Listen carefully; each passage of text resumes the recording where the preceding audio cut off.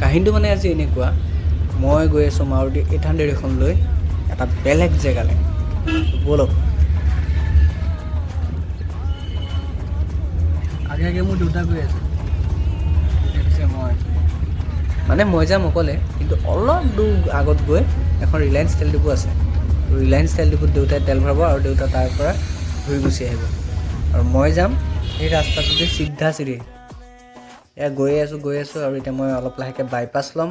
বাইপাছৰ পিছত আপোনালোকৰ লগত আকৌ লগ পাই আছোঁ। গানটো এনজয় কৰক।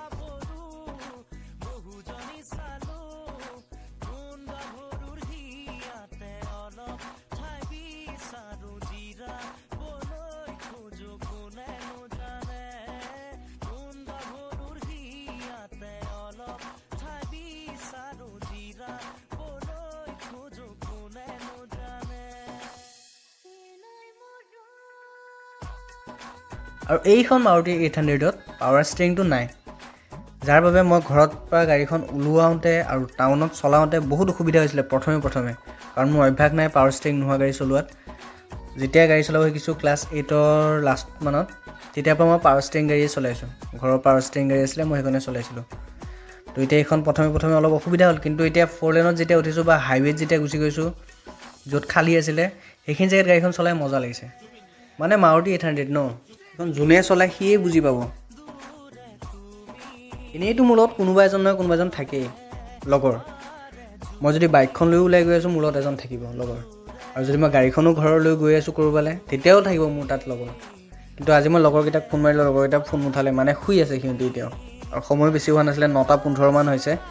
তো এইকণ সময়ত পূৰা টোপনি আহে, আৰু সেইকণ হ'লে আমি চব শুই থাকোঁ। তো মই উঠি আহিলোঁ, ইহঁতলৈ ফোন মাৰিছোঁ, সিহঁতি ফোন ৰিচিভ কৰা নাই। তো গতিকে মই অকলে গৈ আছোঁ।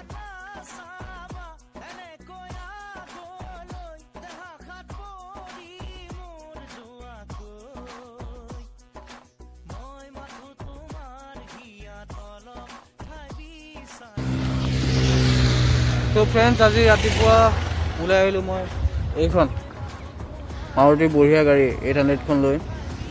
এই দেউতাৰ লগৰ এজনৰ হয়, আৰু আমাৰ ঘৰত তাৰপিছত দেউতাই ৰাতিপুৱা উঠিলে এইখন গাড়ীখন তেখেতক দিব লাগে। মানে তেখেতৰ ল'ৰাজনৰ কিবা স্কুলত এডমিশ্যন আছে চাগে আজি, সেইটো কাৰণে এডমিশ্যনৰ কাৰণে মই তেওঁক এই গাড়ীখন দিব আহিব লগা হ'ল। দেউতাই বলিন'খন উঠিলে গুচি গ'ল।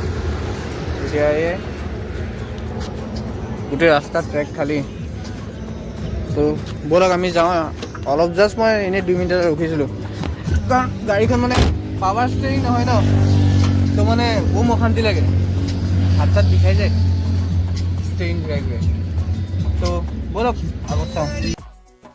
মিহিকৈ আৰামত, কোনো জল্দি নাই, কোনো দৌৰি নাই, আৰামত 80 স্পীডত আমি মিহিকৈ গৈ আছোঁ।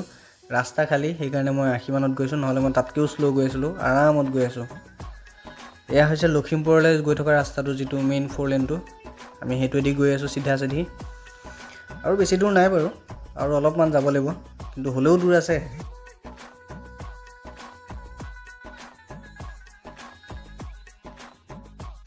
এইটোক লৈ কমেণ্ট নকৰিব দেই, কাৰণ মই যেতিয়া গাড়ী চলাই যাওঁ বা বাইক চলাই যাওঁ, মই একদম মোৰ নিজৰ মৰ্জিত চলাওঁ, আৰামত চলাওঁ, কোনো দৌৰি নাই।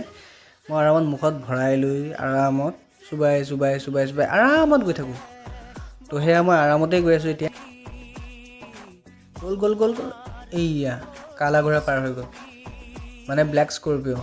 যাৰ গাড়ীৰ প্ৰতি চখ আছে ন, সিহঁতি জানে এই গাড়ীখন মানে ইমান এটা কি বস্তু এইখন। মই সেইটো কাৰণে সেইখন গাড়ীকনো কেনেকৈ মোৰ পিছফালে ৰাখিম, মই সেইটো কাৰণে যাব দিছোঁ। যা বাবা যা। তো সি বহুত স্পীডত গৈছে, মিনিমাম 110 মানত গৈছে নেকি, 110-20 এনেকুৱা স্পীডত গৈছে। তো যা দে।